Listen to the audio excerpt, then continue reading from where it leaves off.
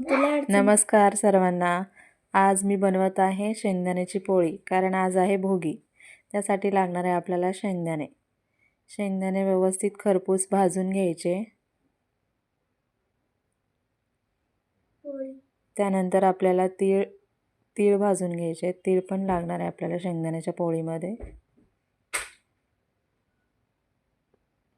तीळ चांगले असे चटचट उडले पाहिजे तसे तीळ हे करून घ्यायचं आणि त्याच्यात गूळ टाकून त्याची मिक्सरमध्ये पावडर करून घ्यायची। शेंगदाणे, गूळ आणि तीळ चांगलं व्यवस्थित ते थोडंसं गरम पाणी टाकून मळून घ्यायचं।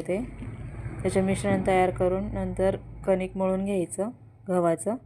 त्याच्यानंतर ते भरून व्यवस्थित छान असं लाटून घ्यायचं। ते सारण सगळीकडे पसरलं पाहिजे।